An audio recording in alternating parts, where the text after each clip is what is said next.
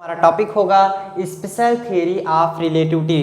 पहले यूनिट का पहला चैप्टर आपने देखा था फ्रेम ऑफ रेफरेंस के बारे में। अगर नहीं देखे हैं तो आई बटन में लिंक मिल रहा है, आप वहां जाइए, पहला चैप्टर देखिए, आफ्टर इसको देखिएगा।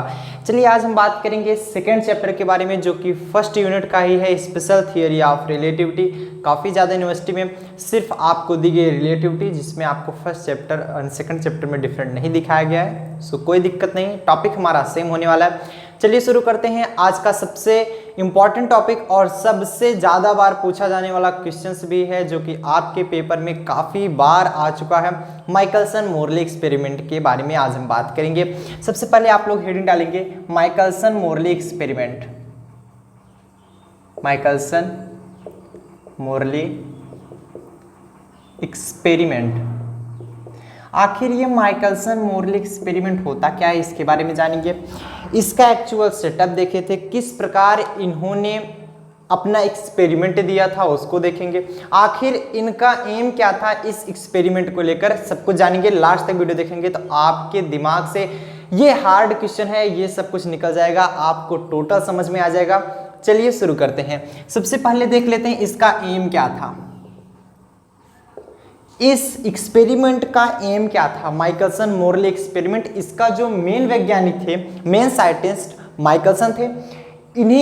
इसी खोज के कारण इन्होंने माइकलसन इंटरफेरोमीटर इसी इंस्ट्रूमेंट लिया था। इन्होंने एक इंस्ट्रूमेंट बनाया था जिसे हम माइकलसन इंटरफेरोमीटर के नाम से जानते हैं। इसी एक्सपेरिमेंट में यूज होता है, अभी हम दिखाएंगे, जो कि फ्रिंजों को देख रहा था क्या ईथर प्रेजेंट है हमारे इस वर्ल्ड में, हमारे इस इन्वायरमेंट में क्या ईथर प्रेजेंट होता है। इसी को प्रूव करने के लिए इन्होंने एक थियरी दी थी जिसे हम बताते हैं माइकलसन मोरले एक्सपेरिमेंट। तो एम इनका क्या था, एम ये था कि ये बताना चाहते थे, ये प्रूव करना चाहते थे कि यहाँ पर ईथर एग्जिस्ट होता है। अब ईथर क्या होता है इसके बारे में भी चर्चा करेंगे, क्योंकि जैसे मान लीजिए लाइट है, किसी भी वेव को चलने के लिए एक मीडियम की आवश्यकता होती है। तो उसी प्रकार सन से, सूर्य से जब हमारे पास तक प्रकाश आ रहा है तो क्यों आ रहा है, किस मीडियम के द्वारा आ रहा है, उसको प्रूव करने की कोशिश इन्होंने की थी। तो इन्होंने बताया था कोई ऐसा मीडियम होगा जिसके द्वारा वो सन से हमारे पास तक लाइट आ रही है। तो उन्होंने बताया कि ऐसा एक transparent, high elastic and low density वाला एक मीडियम होता है, जिसे हम बोलते हैं ईथर के नाम से जानते हैं। चलिए देख लेते हैं इनका एम क्या था। एम मतलब उद्देश्य क्या था इस थियरी का। सबसे पहले बताएंगे to measure relative motion between earth and ether. इन्होंने अर्थ और ईथर के बीच में, ध्यान से समझिएगा, रिलेटिव मोशन को मेजर करना चाहा था। और दूसरा था to verify the presence of ether medium. इन्होंने ये प्रूव करना चाहा कि यहाँ पर ईथर मीडियम प्रेजेंट होता है, और आखिरकार तक इन्होंने अपनी थियरी के द्वारा ये प्रूव भी कर दिया था। बट इंस्ट्रूमेंट से देख रहे थे माइकलसन इंटरफेरोमीटर के द्वारा, लेकिन इन्होंने कोई फ्रिंज में चेंज नहीं देखा। अब बात ये आती है कि क्या ऐसा करें कि हमें ये लगे कि इसमें ईथर प्रेजेंट है। इन्होंने क्या किया था, मरकरी के ऊपर अपना इंस्ट्रूमेंट सेट किया था, अपना पूरा इंस्ट्रूमेंट सेट कर दिया।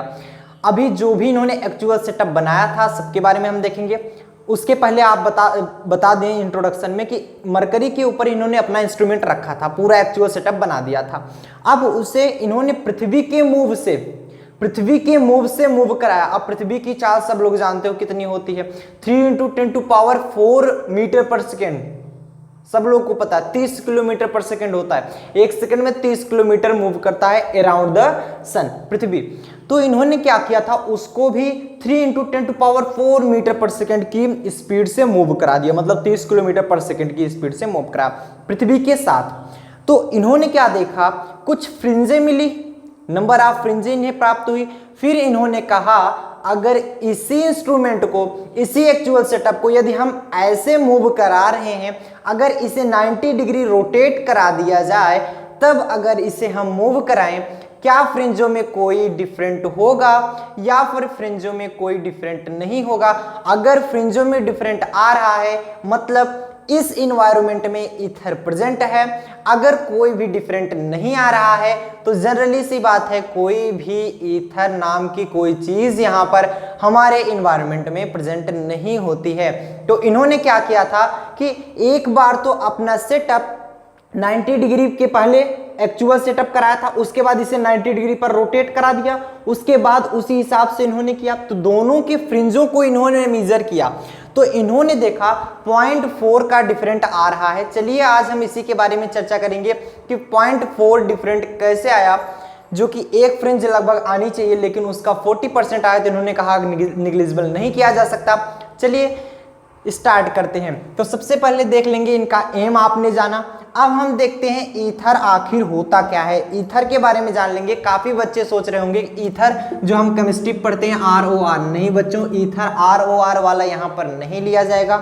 Ether is a hypothetical medium, it is used to explain how light wave reach us from the sun as a transparent medium.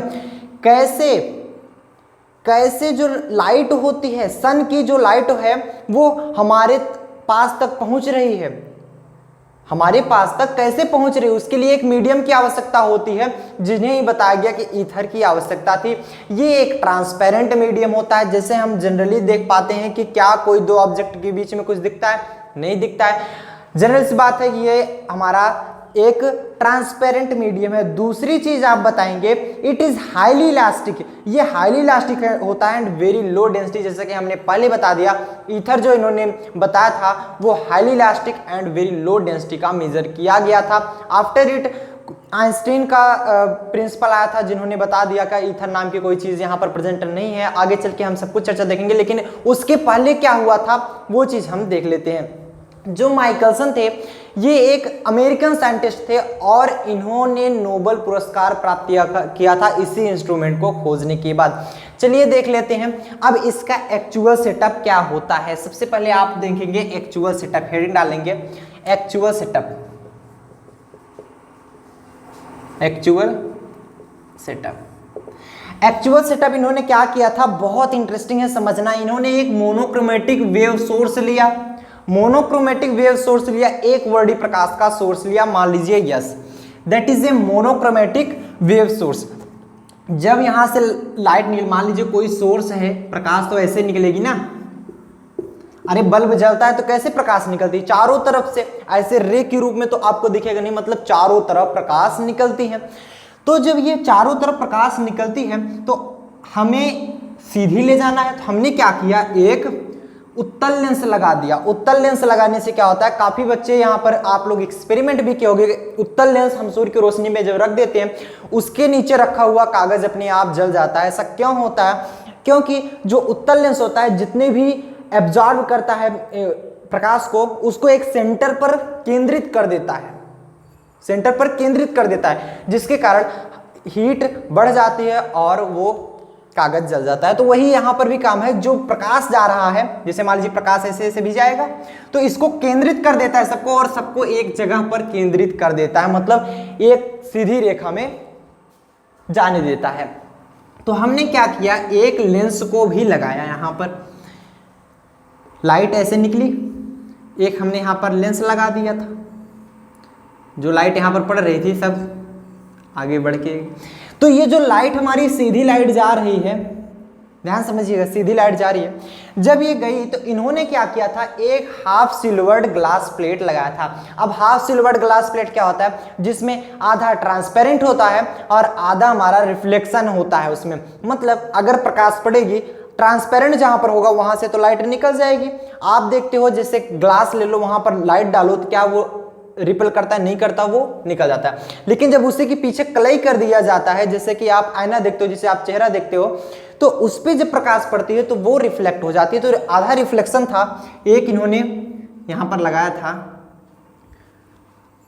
Plate, जो कि आधा हमारा रिफ्लेक्शन था जिसमें, और आधा क्या था, वो हमारा कलई किया हुआ था। मतलब रिफ्लेक्शन कहां पर होगा, जहां पर कलई किया जाएगा, रिफ्लेक्शन हो रहा था। आधी प्लेट देख रहे हैं सादा है, ट्रांसपेरेंट है, जहां से ट्रांसपेरेंट थी वहां से तो लाइट सीधी निकल गई, वहां से लाइट सीधी निकल गई। इस ग्लास प्लेट को हमने यहां से 45 डिग्री पर एंगल पर सेट किया था, तभी ने इन्होंने पाया था। और किसी एंगल पर सेट करेंगे तो लाइट इधर से उधर चली जाए। जब आप प्रैक्टिकल इसको करेंगे तब समझ में आएगा।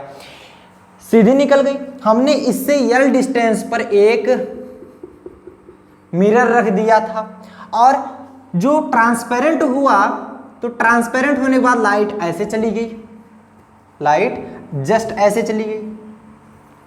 और यल ही डिस्टेंस पर हमने क्या किया था, एक मिरर M1 रख दिया, एक मिरर M2 रख दिया। यहां तक किसी को कोई प्रॉब्लम नहीं। लाइट ऐसे जा रही है, कुछ लाइट इधर चली गई, कुछ लाइट इधर चली गई। यहां तक सबको समझ में आया, किसी को कोई प्रॉब्लम नहीं। चलो अब यहां पर समझिए, जब ये गई तो हमने मिरर रखा है, मिरर से क्या होगी, लाइट रिफ्लेक्ट होगी। जब लाइट रिफ्लेक्ट होगी तो जनरली उसी दिशा में वापस लौट आएगी, ये सब बच्चे जानते हैं। तो उसी दिशा में लौट आएगी। और इधर से भी जब लाइट जा रही है तो मिरर से रिफ्लेक्ट होगी एंड जनरली उसी डायरेक्शन में वापस लौट आएगी।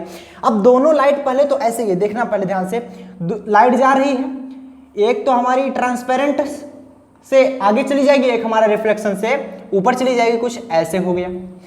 होने के बाद हमने मिरर से जब ये लाइट टकराई, मिरर से लाइट टकराने के बाद इधर आ गई और इसे 45 डिग्री पर एंगल पर सेट करने के बाद इन्होंने पाया कि ये लाइनें, जो दोनों लाइनें हैं, ये इस डायरेक्शन में जा रही थी, जस्ट इसके अपोजिट डायरेक्शन में। यहां पर इन्होंने एक इंस्ट्रूमेंट रख दिया था जिसे इन्होंने नाम दिया था, इट इज माइकलसन इंटरफेरोमीटर। ध्यान समझिएगा, माइकलसन इंटरफेरोमीटर। क्लियर होता है सबको? तो ये हमारा इंस्ट्रूमेंट माइकलसन इंटरफेरोमीटर कहा गया, जो कि हमारा फ्रिंज देख सकता था। यहां तक सब बच्चे नोट डाउन करें। अब हम आपको एक फाइल दिखा रहे हैं, उस फाइल को देखिए।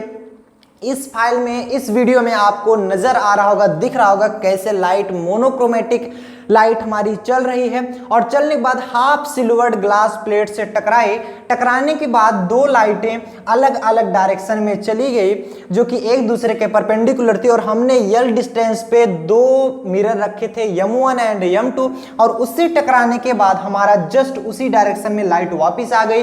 वापस आने के बाद इस सिल्वर्ड ग्लास प्लेट से टकरा के हाफ सिल्वर्ड ये कहाँ चली गई, एक दूसरे डायरेक्शन में, जहां पर हमने माइकलसन इंटरफेरोमीटर रखा था। वहां पर व्यूअर कोई होगा, वहां पर देख सकता है कि क्या फ्रिंजें मिली। ये इनका एक्चुअल सेटअप था। फटाफट से नोट डाउन करें।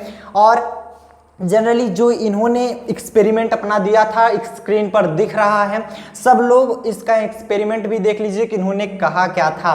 सबसे पहले एक मोनोक्रोमेटिक वेव सोर्स लिया, वहां से लाइट को गुजारा, एक लेंस L लिया था, ये ग्लास G लिया। अब समझना, ग्लास से टकरा के दोनों M1 और M2 से टकराई और जैसे मान लीजिए लाइट ऐसे जा रही है, ग्लास रखे हो जस्ट पीछे आती है, नहीं तो आप टार्च मारते हो, जब टार्च मारते हो आईने में, कोई आप ग्लास रखे हो जिससे आप चेहरा देखते हो, उस ग्लास में जब लाइट टकराती है तो जस्ट पीछे आती है। क्लियर है? और जब उसे आप 45 डिग्री पर रख दो, 45 डिग्री पे, तब आप जब कट करोगे तो वो कहाँ जाएगी, सीधी नहीं आएगी, वो ऊपर चली जाएगी। जस्ट वैसे यहां पर भी हुआ, टकराएगी और ऊपर चली जाएगी। एक बार आप 90 डिग्री पर रख के देख लीजिए, आपको क्लियर समझ में आ जाएगा। सो फटाफट नोट डाउन करें और आप वीडियो में समझने का भी प्रयास करें। उम्मीद करते हैं आपको समझ में भी आया होगा। प्रॉपर नोट बनाते रहिए, जब तक नोट्स नहीं बनाएंगे तब तक कुछ भी समझ में नहीं आएगा। नोट्स बनाते रहिए साथ साथ। हालांकि मैं इसकी PDF लिंक आपको दे दूंगा। आपको टेलीग्राम चैनल पर जाना है, वहां चैनल पर टेलीग्राम पे सर्च करना है @UnionClass, आपको क्लियर समझ में आ जाएगा। सो फटाफट नोट डाउन करें। चलिए हम आगे चलते हैं। नोट डाउन कर लिए? चलिए, अभी तक आपने देखा कि जो हमने इंस्ट्रूमेंट रखा हुआ था, जो हमने एक्सपेरिमेंट कर रहे थे, जो भी इंस्ट्रूमेंट था वो सब कुछ हमारा वेलोसिटी 0 था, मतलब एट रेस्ट था। अब हम आपको एक इंटरेस्टिंग चीज़ें बताना चाहेंगे। अगर इसको आप समझ गए तो जनरली आप पूरा एक्सपेरिमेंट समझ जाओगे, इसलिए ये चीज़ ध्यान रखना। अगर सिंपल सा आप ऐसे खड़े हो सीधे स्ट्रेट लाइन में, अगर कोई बॉल आप ऊपर की तरफ उछाल रहे हो तो स्ट्रेट लाइन में ऊपर जाती है और स्ट्रेट लाइन में नीचे चली जाती है। बोलो आती है कि नहीं आती? सबको समझ में आया? लेकिन अगर वही बॉल आप चलते हुए उछालो तो, जैसे मान लो आप चल रहे हो, अब इसी बॉल को हमने उछाला और यहां पर आकर मिला, मतलब यहां से उछली बॉल कुछ ऐसे आ गई, 100% क्लियर है। या फिर आप देखो, आपको नहीं लगेगा, आप चल रहे हो, आप मूवमेंट हो, आप सीधी उछाल रहे हो, आपको ऐसा नहीं लगेगा हम आगे की तरफ उछाल रहे हैं, आप सीधी रेखा में उछाल रहे हो, लेकिन आपको क्या दिख रहा है? जैसे हम लोग चल रहे हैं, चलने के बाद हमने उछाला, कैसे दिखी? It is a move with parabola, ये पैराबोला पथ पे मूव करता है। समझ में आया? मतलब अगर हम ऐसे चल रहे हैं तो ये ऊपर जाएगा और ऐसे आएगा, मतलब चलते हुए आप जब इसे उछालते हो, बहुत ज़्यादा मत उछालिए, आप दौड़ भी रहे हो फिर भी आप उछालेंगे, फिर भी कैसे दिखेगा? यहाँ से चली, ऐसे बॉल आई। सब यहाँ तक क्लियर हो? 100%। आपको ऐसा नहीं फील होगा आपके बगल कोई खड़ा है, आपको ये देख रहा है किस प्रकार से ये बॉल उछाल रहा है, उसको क्लियर समझ में आ जाएगा। अब यहाँ पर समझना, ये तो रही हमारी बॉल की कंडीशन कि बॉल हम चलते या फिर दौड़ते उछालते हैं तो कुछ ऐसा नजर आता है, लेकिन अगर यहीं पर कोई रे हो, कोई वेव हो, कोई लाइट हो, कैसे दिखेगी वो लाइट? यदि चल रही है, जैसे मान लीजिए आप चल रहे हैं, समझ लो ये हमने जो मिरर रखा था अब ये चल रहा है, मूव कर रहा है। अब इंस्ट्रूमेंट को हमने बताया था पृथ्वी की वेलोसिटी से इन्होंने मूव करके दिखाया था, तब क्या डिफरेंट आएगा वो चीज हमको फाइंड करना है। मतलब ये लाइट सोर्स है, ये लाइट सोर्स, यहाँ पर कोई हमारा प्लेट है, आप समझ लीजिए मिरर है, तो यहाँ से जब ये लाइट निकलेगी, लाइट निकली तो प्लेट भी तो मूव कर रहा है ना। अब ग्लास प्लेट से टकराने के बाद ऐसी जाएगी लाइट, समझना ध्यान से। पहले इनिशियल फ्रेम ऐसे था ना, अब देखिए इससे टकराई ग्लास से और सीधी जाती थी, सीधी आती थी, ऐसा होता था, लेकिन अब ये मूव कर रहा है। अब ये ग्लास प्लेट से टकराई तो यहां पर, लेकिन अब ये इंस्ट्रूमेंट मूव किया, अब ये सीधी जा रही है यहां पर, मतलब कुछ ऐसा होगा, ऐसी लाइन, फिर जब नीचे आएगी, टकराई तो यहां पर, अब नीचे आएगी ग्लास प्लेट पर ही टकराएगी, लेकिन वो ऐसे आ जाए क्योंकि इंस्ट्रूमेंट हमारा मूव कर रहा है। उम्मीद करते हैं सब बच्चों को समझ में आ गया होगा। चलिए अब फटाफट हम लोग नोट बना लेते हैं। यहां पर कोई हमने मोनोक्रोमेटिक वेव सोर्स रखा था, यस। आफ्टर इट हमने कोई लेंस रख दिया था, यहां पर कोई लेंस एल रख दिया था। उसके बाद जब हम चल रहे थे, यहां से चल रहे थे, तो एक हमने हाफ सिल्वर्ड ग्लास प्लेट रखी थी। बोलो सबको समझ में आता है कि नहीं आता? हाफ सिल्वर्ड ग्लास प्लेट रखी थी, ये हाफ सिल्वर्ड ग्लास प्लेट थी ना, सब क्लियर हो? अब ग्लास प्लेट रखने के बाद ये पहले लाइट कैसे जाती थी? कुछ ऐसे टकरा के ऊपर चली जाती थी और ये सामने भी निकल जाती थी। पहले तो ऐसा हुआ करता था जब हमारा ये मूव नहीं कर रहा था, अब ये मूव कर रहा है विद द वेलोसिटी ऑफ अर्थ। लेकिन अब क्या करेगा? जब ये मूव करेगा मतलब कुछ ऐसा होने वाला है। ये तो ऐसे जाती थी, अब कुछ ऐसा होगा। पहले ऐसे जाते थे, यहां पर कोई मिरर रख देते थे, कोई मिरर रख देते थे, बट अब ऐसा नहीं होने वाला है। अब ऐसा नहीं होने वाला है। अब ये लाइट कैसे जाएगी देखना ध्यान से। अब ये लाइट कुछ ऐसे जाएगी। अब ये जब यहां से टकराई तो आफ्टर सम टाइम जब यहां तक पहुंचेगी तो ये मिरर कुछ यहां पर होगा, ये मिरर कुछ यहां पर होगा ना? क्योंकि जब ये लाइट चल रही है तो इसके साथ साथ मिरर भी चल रहा है। तो ये जब ऊपर की जाएगी, ऊपर की तरफ, तो ये कुछ ऐसी जाएगी ना, वहां से टकराई। अब ये जब जा रही है लाइट तो ये भी चल रहा है, लाइट जा रही, देख रहे समझना ध्यान से, लाइट गई तो ये भी चल रहा है, तो ये चल रहा है, तो आफ्टर सम टाइम ये यहां पर पहुंच जाएगा। आफ्टर सम टाइम ये हाफ सिल्वर्ड ग्लास प्लेट कुछ यहां पर पहुंच जाएगा, प्लेट जो है हमारा यहां पर पहुंच जाएगा ना, ये प्लेट हमारा कुछ यहां पहुंच जाएगा।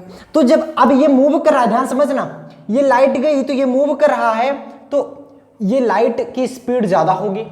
लाइट की speed 3 × 10⁸ metre per second, but speed of earth 3 × 10⁴ metre per second, बहुत अंतर है ना। तो ये चल रहा है, तो लाइट यहां गई और इसके पहुंचते तक ये जब लाइट नीचे आएगी, नीचे कहां पहुंचेगी? क्योंकि ये मूव कर रहा है तो ये कुछ लाइट तो सीधी ही आ रही है, लेकिन ये मूव कर गया और इसके लिए सीधी आएगी, तो कुछ यहां पर दिखेगी आपको, सेम वही कंडीशन है, यहां पर कोई बंदा खड़ा है, अगर वो बॉल को उछाल रहा है, इसके हाथ में एक बॉल है, अगर ये बॉल को उछाल रहा है, अगर ये दौड़ रहा है, रन कर रहा है, तो आफ्टर सम टाइम ये बंदा यहां पर खड़ा होगा और इसके हाथ में बॉल जब पकड़ना चाहेगा तो ये उछालेगा, तो कुछ ऐसे ऐसे बॉल उछलते हुए फिर यहां पर पहुंचेगी। क्लियर है कि नहीं सब लोगों को? तो वही काम है यहां पर, अगर कोई लाइट रखे होते तो लाइट ऐसे जाती, ऐसे जाती, अगर यहां पर ये खड़ा होता तो ऐसे जाती, ऐसे जाती, बट ये मूव कर रहा है तो लाइट एक बार ऐसी गई फिर ऐसी आई, तो वैसे एक बार लाइट ऐसी गई और ऐसी आई। बोलो सबको समझ में आया? क्लियर हुआ यहां तक? किसी को कोई प्रॉब्लम तो नहीं? समझना ध्यान से, ये हटा दें। क्लियर हो गया यहां तक? सब बच्चे समझ गए? देखिए फिगर ही सब कुछ है, बाकी कुछ नहीं है इस इंस्ट्रूमेंट में, बहुत सिंपल है, कुछ भी नहीं है। फिगर अगर आप समझ गए सब कुछ समझ गए, फिगर सब लोग समझ गए। अब यहां पर हमने एक रखा था m1, तो m1 डैश इसे मान लेते हैं ना, जब ये मूव कर गया तो इसके लिए यहां पर कोई m2 रखा गया होगा ना, और इसके लिए जब ये मूव कर गया तो इसके लिए कोई यहां पर m2 डैश होगा। ये लेंस L है, इसको ग्लास हम G माना था, तो इसको हम G डैश मान लेते हैं। यहाँ से परपेंडिकुलर हम मान लीजिए अगर ड्रा करते हैं तो इसको मान लेते हैं, सपोज दैट यहाँ से कोई लाइट नहीं आ रही है, ये D, लाइट ऐसे गई और ऐसे आई ना, ये कोई लाइट D है। और यहाँ पर जब वापस आकर के यहाँ पर जब लाइट आती है तो यहाँ पर हमने क्या लगाया, एक इंटरफेरोमीटर, माइकलसन इंटरफेरोमीटर आप भी जानते हैं। यहाँ पर माइकलसन इंटरफेरोमीटर लगा है। बोलो सबको क्लियर होता है? अब देखना ध्यान से, यहां पर ये इंस्ट्रूमेंट किस वेलोसिटी से मूव कर रहा है? Instrument with the velocity of v, where v is the velocity of earth, v velocity से मूव कर रहा है। यहां से यहां तक पहुंचने में, यहां से यहां तक इसको जब टाइम t लगा, मतलब जा तो रहा है, इसको मान लेते a, इसको मान लेते हैं हम इस पॉइंट को a डैश, A से A डैश तो तक जाने में हमें कितना लगा, A से A डैश तक जाने में हमें कितना लगा, टाइम t, तो इसके लिए भी टाइम t लगा और इसके लिए भी यहाँ तक भी पहुँचने में टाइम t लगा। बोलो समझ में आया कि नहीं? अरे भाई यहाँ पर पहुँचे हो आप, चाहे लाइट इधर गई चाहे इधर, साथ साथ ये तेज चली होगी, ये थोड़ा धीरे चला होगा, तो ये टाइम t में यहाँ तक कवर किया, ये भी टाइम t ही लेगा, लेकिन एक्सिस पर इसके टाइम t ही लेगा। आफ्टर इट ये भी टाइम t में यहाँ तक पहुँचे और ये भी टाइम t में, तभी तो दोनों एक ही साथ आए, अदरवाइज ये यहाँ पहुँचते ये यहाँ पहुँचता, नहीं पहुँच पाते। वही बात होती, ये दोनों टाइम t ही लिए, दोनों टाइम हमारा t ही लिए, ये जो टाइम हमारा हो रहा है ये t ही है, ये भी टाइम t, ये भी टाइम t। अगर आप यहाँ से फाइंड करो distance g a dash, since we know that distance equal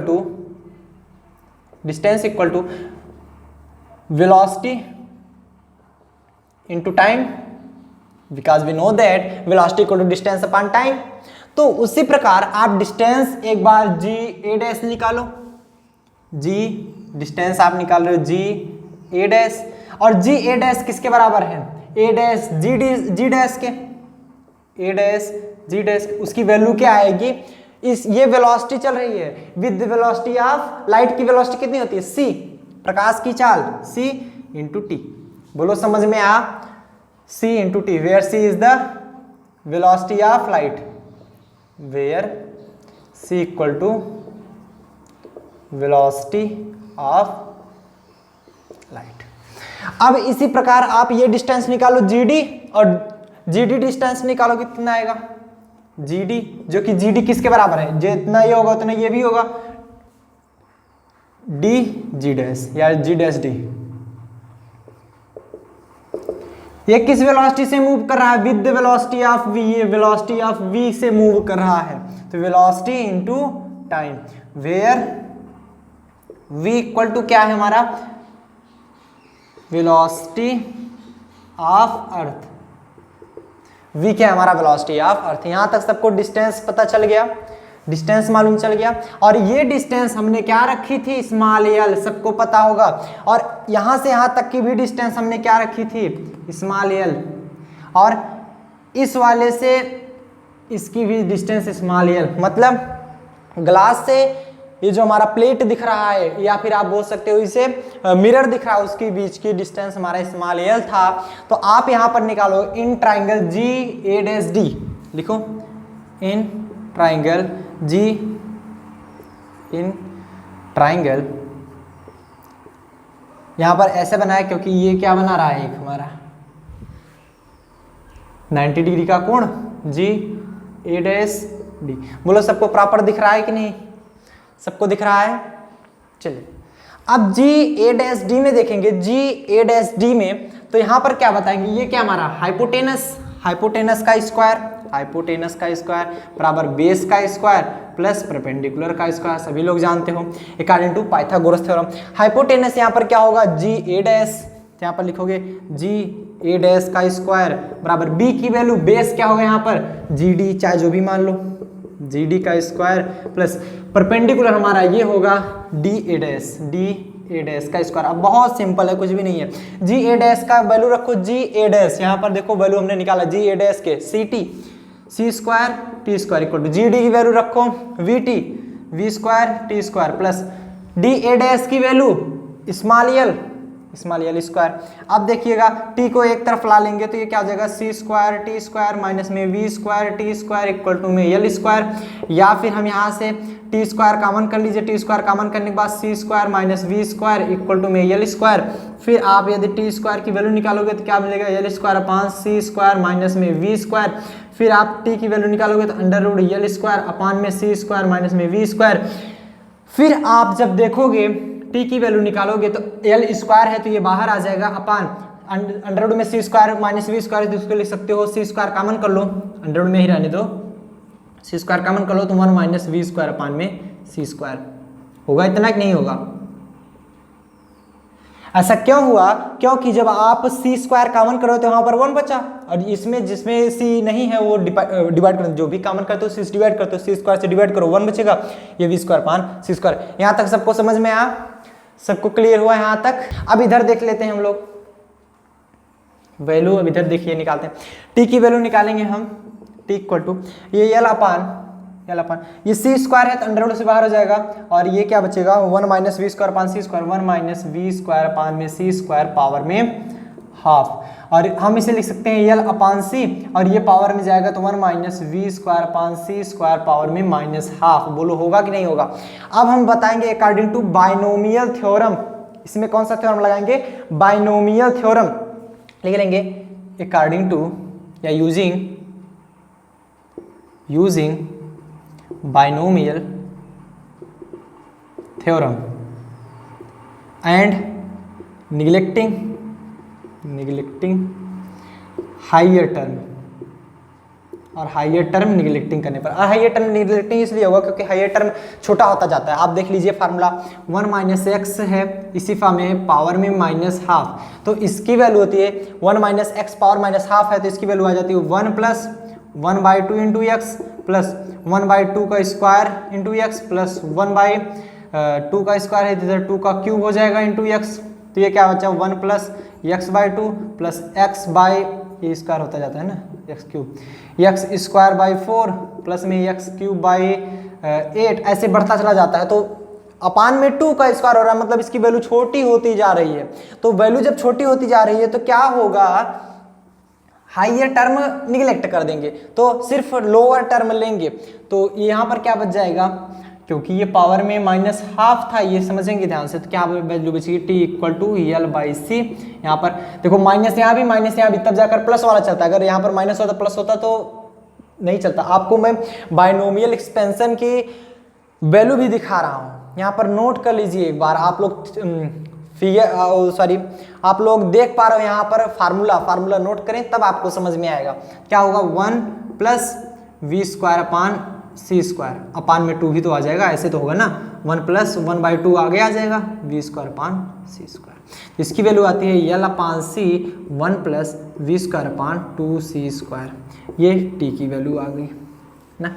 अब हम बताएंगे कि लेट द टाइम, ये जो टाइम कवर कर रहा है लाइट, ये T1 कवर कर रहा है, और जो ये इंस्ट्रूमेंट कवर कर रहा है ये T2 जाने में। तो यहाँ पर लिखेंगे, इतना पहले नोट करें सब लोग, सब लोग नोट करेंगे। अब हम इसे रे फर्स्ट का नाम देते हैं। ये जो हमारी चल रही है ये रे फर्स्ट है, रे फर्स्ट। और ये दूसरी हमारी रे है, एक बार इधर गई एक बार ये इधर आई, ये हमारी रे सेकंड है, रे सेकंड। ध्यान समझेंगे, ये फार रे फर्स्ट है, फार रे फर्स्ट। रे फर्स्ट के लिए हम निकाल रहे थे, टाइम इतना आया तो हमारा लिख लेंगे कंसीडर रे फर्स्ट। अरे भाई यही तो लिए थे, हाफ सिल्वर ग्लास प्लेट से टकराए थे, किधर गई एक इधर गई, एक हमारा इधर मिरर मिला एक इधर मिरर मिला। तो ये जाने में और आने में जो समय लिया, मूव कर रहा है तो ऐसे ऐसे जाएंगे, जाने और आने में समय t1 मान लेते हैं और दूसरा ये वाला जाने और आने में समय t2। तो रे फर्स्ट इसे बोल देते हैं, रे सेकंड इसे बोलते हैं, चाहे जिसको आप बोले, रे फर्स्ट रे सेकंड आपकी मर्जी है। तो कंसीडर रे फर्स्ट जो होगा हमारा, टेकिंग टाइम टू कवर करने में कितना, जी ए डैश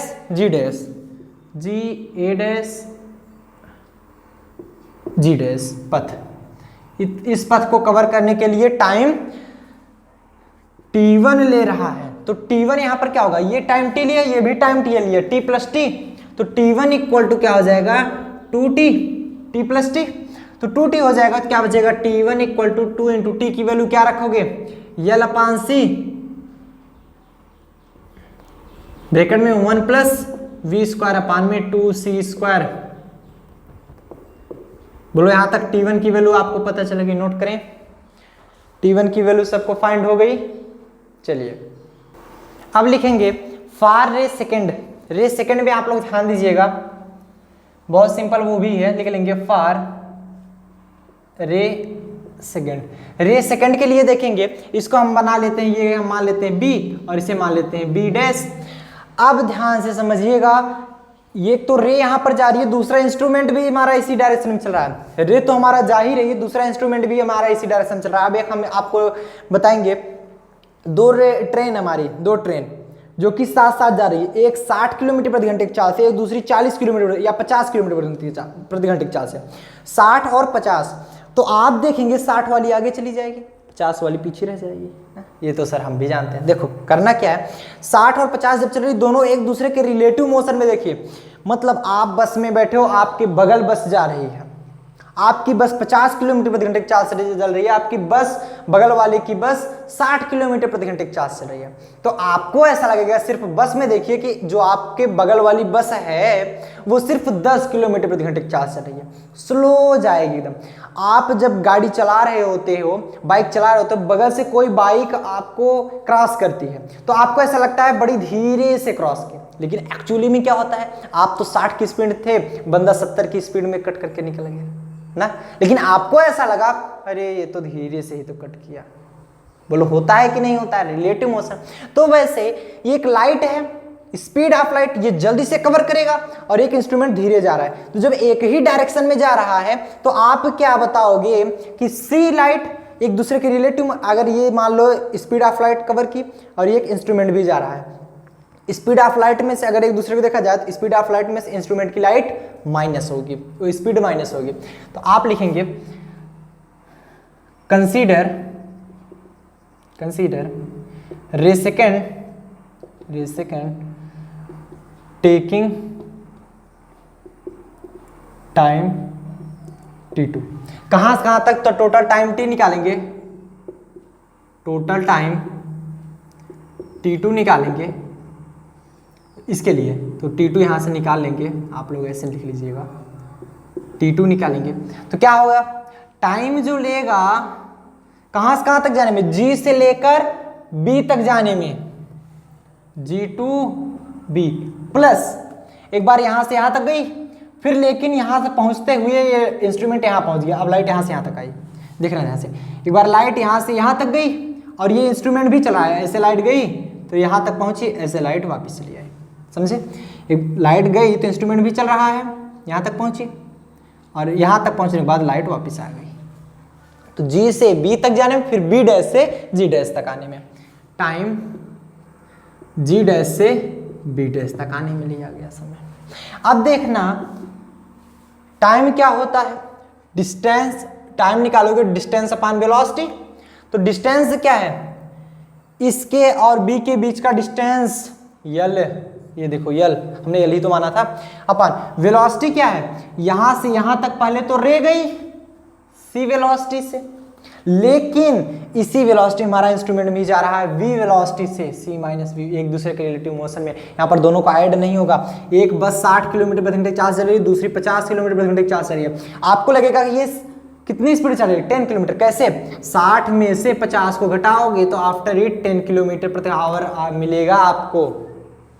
तो इससे ऐसा लगा, और जब देखते हो आप ट्रेन पे बैठे हो, आपके बगल जब ट्रेन अपोजिट डायरेक्शन जा रही होती है, ऐसा लगता है बहुत तेज जा रही है, क्योंकि एक्चुअली में आपकी ट्रेन 80 किलोमीटर प्रति घंटे चार्ज चल रही है, अगली वाली भी अगर मान लीजिए 70-50 कुछ तो चली होगी, 50 किलोमीटर मान लो, 80 + 50 कितना हो जाएगा, 130 किलोमीटर पर आवर दिखती है। तभी देखो कितनी तेजी से जाती है ट्रेन, तो दूसरे स्पीड ऐड हो जाती है, आपको ऐसा लगता है कि बहुत तेज स्पीड से चल रही है ना। अब देखिए एक स्पीड, हमने हाथ को अपने बराबर रखा, देखो ये, और यही हाथ को जब अपोजिट में ले गए तो यहां पर पहुंचने के बाद जैसे लग रहा है बहुत स्पीड से जा रही है ना, तो वही होता है। अब देखो प्लस जी से जी डैश से बी डैश तक आने में, बी डैश से जी डैश तक आने में जो लेंथ है हमारा यही है। अब टाइम वेलोसिटी कितना है, क्योंकि टाइम निकालो ना, डिस्टेंस अपान वेलोसिटी, वेलोसिटी कितना है, पहले तो ये सी वेलोसिटी से मूव करेगा, देखना ध्यान से, यहां से यहां तक आ रहा है तो रे तो हमारी स्पीड ऑफ लाइट से चलेगी। अब देखना जब ये इधर आ रहा है और इंस्ट्रूमेंट इधर जा रहा है, तो ये इधर आ रहे हैं, इंस्ट्रूमेंट इधर जा रहा है, दोनों की स्पीड एक दूसरे के रिलेटिव में तेजी हो गई, धीमी, बहुत तेजी, मतलब एक दूसरे के रिलेटिव में देखना है, मैं बाहर कहीं नहीं देखना, रिलेटिव में एक दूसरे के लगेगा बहुत तेजी से दोनों जा रही हैं, सी प्लस वी, समझ आया। अब इसको सॉल्व कर, अरे यार आप बैठे हो, आपके बगल कोई ट्रेन जा रही है तो ऐसा लगता है धीरे धीरे चल रही है, क्यों, एक डायरेक्शन चल रही है तब, तो जो तेज है उसमें से धीरे वाली लाइट माइनस कर देते हैं, जब दोनों अपोजिट डायरेक्शन जा रही है तो दोनों को ऐड कर देते हैं, ठीक, क्योंकि ये लाइट इधर से इधर आ रही थी और ये इंस्ट्रूमेंट तो आगे ही जा रहा था। अब देखना यहाँ पर एलसीएम लेंगे, a minus B A plus B, C square minus में वी स्क्वायर, नहीं समझे कोई दिक्कत नहीं, सी माइनस वी और इधर में सी प्लस वी, तो इसका मल्टीप्लाई इधर करा दो, क्या हो जाएगा, यल सी प्लस में यल वी, प्लस में इधर मल्टीप्लाई कराओ यल सी माइनस में यल वी, तो यहाँ देख रहे हो यल वी कट जाएगा तो क्या हो जाएगा 2 upon C minus B C plus B, A minus B A plus B, A square minus में बी स्क्वायर, ये फार्मूला बन गया T2 का, 2LC upon C square minus B square, note करें 2LC upon C square minus B square. अभी और इसको solve करना हो तो और सॉल्व कर लीजिए, कैसे सॉल्व करेंगे, तो इसे लिखेंगे 2LC डिवाइड बाई, यहाँ पर सी स्क्वायर कॉमन कर लेंगे, क्या मिलेगा 1 माइनस वी स्क्वायर अपान में सी स्क्वायर। सर यही तो नहीं समझ में आता है बालक, सी स्क्वायर कॉमन करोगे, सी स्क्वायर से डिवाइड करो 1, इसे सी स्क्वायर डिवाइड करो, सेम टू सेम, एक सी से एक सी कैंसिल हो जाएगा, क्या बचेगा 2L अपान सी, और ये ऊपर जाएगा, अब की बार अंडर रूट में नहीं है, पावर में इसे 1 लिख सकते हो, ऊपर जाएगा तो 1 माइनस वी स्क्वायर अपान में सी स्क्वायर पावर में minus half, using binomial theorem, binomial theorem use कर रहे हैं एंड निग्लेक्टिंग हायर टर्म, तो यहाँ पर भी ऐसा हो जाएगा T2 equal to 2L upon सी, यहाँ भी माइनस यहाँ भी माइनस, तो क्या हो जाएगा 1 plus V square upon C square, higher term होता तो v power 4 upon C power 4 ऐसे होता चला जाता, तो v पावर 4 करते 5 C power 4, v power 4 v value कम है और सी वैल्यू ज़्यादा है, अपान जब डिनोमिनेटर में ज़्यादा हो जाएगा तो क्या होगा, वैल्यू छोटी होती चली जाएगी, तो निगलेक्ट कर देते हैं। इसकी finally value 2L upon C 1 plus V square upon 2C square मिला था, इसकी वैल्यू मिली T2 equal to 2L upon C 1 plus V square upon C square. So note करें फटाफट से, इतना नोट करें, नोट कर लिए 100%। चलो अब हमें पहले निकालें टाइम डिफरेंस, हटा जाए इसको, क्लियर है सब बच्चों को, समझ में आया 100% समझ में आया बच्चों को, चलिए हटा देते हैं। अब लिखेंगे टाइम डिफरेंस, इसको हटा दें, फिगर की अब जरूरत तो पड़ेगी नहीं, जितना समझना था तो आप लोग समझ गए, पढ़ लिख के पास हो गए, सर मजा आ गया। टाइम डिफरेंस निकालेंगे, टाइम डिफरेंस क्या होगा, लिखेंगे time difference time difference delta T equal, चाहे जिसमें से जो घटा दो T2 माइनस T1, चाहे T2 माइनस T1 करो चाहे T1 माइनस T2, क्योंकि टाइम तो हमारा निगेटिव होगा नहीं। हमने -1 घंटे से पढ़ाई की, कभी सुना है? हमने -4 घंटे से सोया, हमने -15 घंटे से खेला। हाँ सर खेलता मैं बहुत हूँ तो ऐसा सुना नहीं? हमने 1 सेकंड काम किया लेकिन पॉजिटिव में किया, 1 नैनो सेकंड में काम किया लेकिन पॉजिटिव में किया, इसलिए पॉजिटिव आएगा। आफ्टर अगर निगेटिव आएगा तो लिखेंगे since time is not in the negative term so time is always positive term. तो हम चाहे जो भी करें, T2 की वैल्यू रख दो फटाफट से 2L/c, आप थोड़ा फास्ट करेंगे 2L/c, आप लोग समझते रहिए 1 + v²/c², और इधर में -T1 की वैल्यू रखो। T1 की वैल्यू क्या है? 2L/c 1 + v²/2², 1 + v²/2c²। बोलो यहाँ तक सबको प्रॉपर दिख रहा है कि नहीं? अब ये तो टाइम डिफरेंस हुआ। अगर हम पथ डिफरेंस निकालना चाहें, नाउ पथ डिफरेंस इक्वल टू क्या होता है? टाइम डिफरेंस, टाइम, एक सेकेंड, टाइम डिफरेंस इनटू में वेलोसिटी होती है। बोलो ये फार्मूला सबको पता है, 100% सब लोग जानते हो, क्लियर है? अब देखेंगे पथ डिफरेंस तो हमें मालूम चल गया, टाइम डिफरेंस की वैल्यू हमने निकाला है। तो टाइम डिफरेंस की वैल्यू क्या रखो? LV²/c³, LV²/c³। अब वेलोसिटी किसकी वेलोसिटी? वेलोसिटी ऑफ रेज मतलब c, एक सी से एक सी कैंसिल हो गया तो LV²/c²। ये पथ डिफरेंस डेल्टा x1 मान लो। व्हेन लिखेंगे, when instrument rotate eight 90 degree. आप लोग इसको सॉल्व करते रहें, तब तक हम इसको कुछ खिला पिला दें, मार्कर को, भूखा हो गया बेचारा। आप लोग एक बार सॉल्व करते रहें इसको। बोलो सर अब तो समझ में नहीं आ रहा, जब 90 डिग्री रोटेट कराएंगे तो कितना आएगा? देखो बच्चों बहुत सिंपल है, 90 डिग्री जब इन्होंने रोटेट करा के देखा उसकी वैल्यू निगेटिव आएगी। ऐसा क्यों? क्योंकि इंस्ट्रूमेंट हमारा कैसे था, देखना ध्यान से। यहाँ से ऐसे गए थे, प्लेट लगाए थे, एक इधर गया था एक इधर गया था, और इधर हमने इंस्ट्रूमेंट लगा दिया था, ऐसा था। इसको आप 90 डिग्री रोटेट करा दीजिए, मतलब ऐसे जाएगा, कुछ इधर घुमा दीजिए, और ये प्लेट हमारा कुछ इधर इधर होगा, और ये कुछ हमारा इधर चला जाएगा, और ये सॉरी इधर चला जाएगा, और इधर हमारा इंस्ट्रूमेंट होगा। आप देख रहे हो 90 डिग्री रोटेट कराने के बाद कुछ ऐसा मिला, वैल्यू रख दें तब समझ में आएगा, M1 M2, तो ये भी हमारा M1 और M2। तो रोटेट करा दिए। अब क्या किया जाए? जो हॉरिजॉन्टल में है वो वर्टिकल में आ गया, M2 हॉरिजॉन्टल M2 वर्टिकल आ गया। जो M1 हॉरिजॉन्टल मतलब वर्टिकल है वो हॉरिजॉन्टल आ गया, तो सब कुछ वैल्यू चेंज हो गई निगेटिव में, तो ऑलरेडी सब कुछ चेंज हो जाएगा। सो पथ डिफरेंस आ जाएगा। इसके लिए लिखेंगे, इसके लिए पथ डिफरेंस क्या हो जाएगा? तब पथ डिफरेंस डेल्टा x2 जो आया -LV²/c² आया, तो लिखेंगे यहाँ पर रिजल्टेंट पथ डिफरेंस डेल्टा x की वैल्यू निकालेंगे तो delta x1 minus delta x2, चाहे delta x2 minus delta x1 करो। पथ डिफरेंस भी आप जानते हो, कितना भी मूव किया, यहाँ पर डिस्प्लेसमेंट तो हो नहीं रहा है, पथ आप थोड़ा सा भी मूव कर रहे हो तो मतलब क्या हो रहा है, आप पॉजिटिव जाओगे ना तो निगेटिव जाओगे। चलिए, तो आप यहाँ पर क्या किया, डेल्टा x1 की वैल्यू क्या है, LV², इसको करते तो इसमें घटाते माइनस में आता, बाद में लिख देते कि ये पॉजिटिव हमेशा होगा।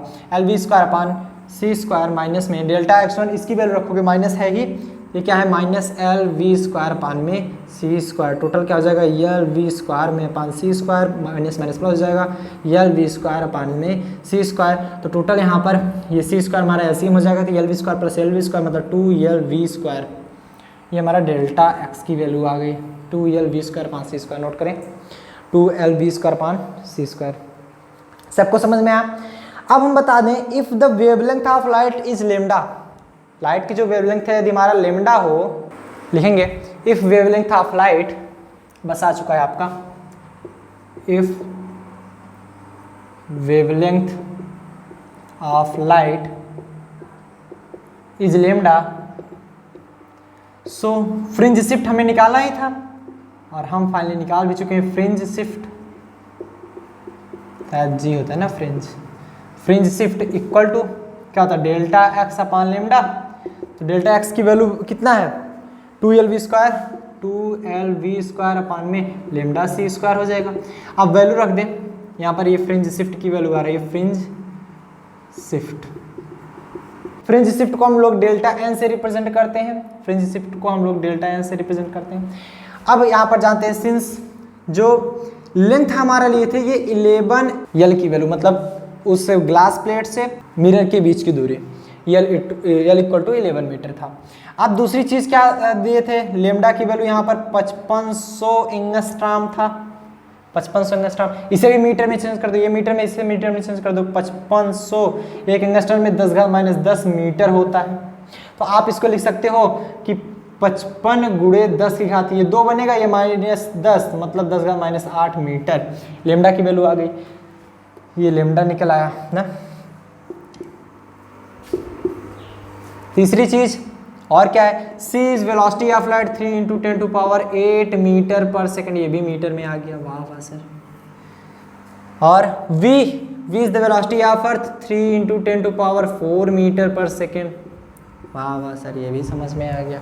अरे 30 किलोमीटर है ना, 30 किलोमीटर पर सेकंड होता है, तो 30 किलोमीटर है, देखो ना ध्यान से, 30 किलोमीटर है तो 30 गुणे 1 किलोमीटर में पर सेकंड है।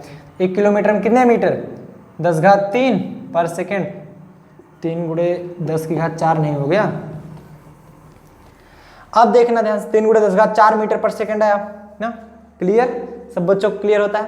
और यहाँ पर लेमडा की भी वैल्यू हो गई। अब चलो वैल्यू निकाल लेते हैं, तो इसे इक्वेशन बना लेंगे फ्रॉम इक्वेशन फर्स्ट। हालांकि अगर पहले हम इक्वेशन बनाए होंगे तो आप लोग समझिएगा।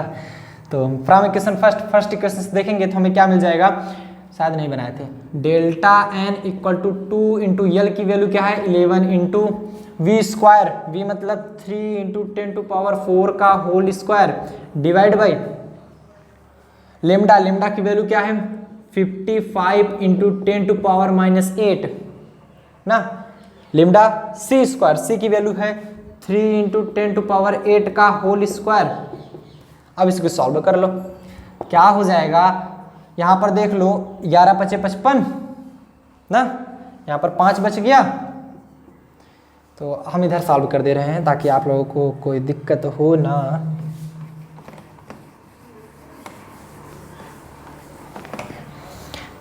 डेल्टा एन इक्वल टू 2, ऊपर क्या बचा 2 × ये तो कट गया, 3 का स्क्वायर 9 × 10⁴ का स्क्वायर 10⁸ 4 दूनी 8। अरे 4 का स्क्वायर है तो 10⁴ का स्क्वायर मतलब 2, 10 4 दूनी 8, ऐसा मत करना 4 का स्क्वायर कर देना, नहीं, क्योंकि ये भी हमारा 10⁴ है, इसका स्क्वायर करें मतलब 10⁴ × 2 ही तो कर रहे हैं। आप देखो नीचे क्या है 5 × 10⁻⁻8, ये 3 का स्क्वायर 9, 10⁸ 10⁸ 10⁸ × 10⁸ हम इसलिए किए, ये तो ये कट गया क्योंकि ये पॉजिटिव था, ये निगेटिव था।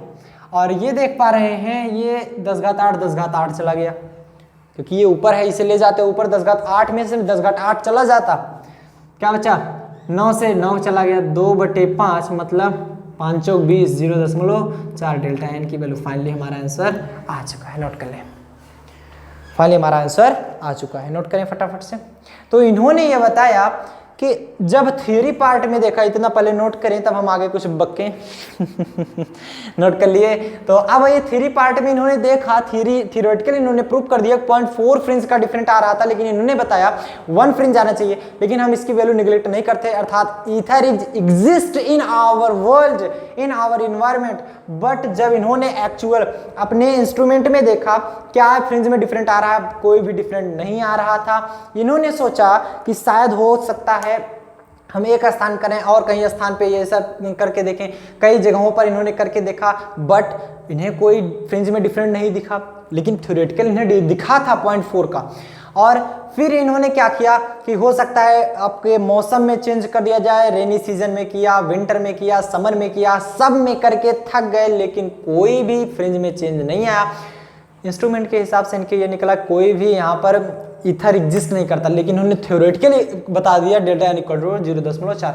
अब हम आइंस्टीन के पोस्टुलेट भी पढ़ेंगे, आफ्टर हम थ्योरी पढ़ेंगे, तो इन्होंने ये सिद्ध कर दिया था कि कोई भी ईथर यहाँ पर प्रेजेंट नहीं होता है। सो फटाफट से नोट डाउन करें, और इनकी लिमिटेशन थी और वो सब कुछ हम अगले वीडियो में जानेंगे। वीडियो काफ़ी लंबा हो चुका है। सो आज के लिए बस इतना है, मिलते हैं नेक्स्ट वीडियो में। टिल देन बढ़िया सप्लाई कीजिए। All the very best.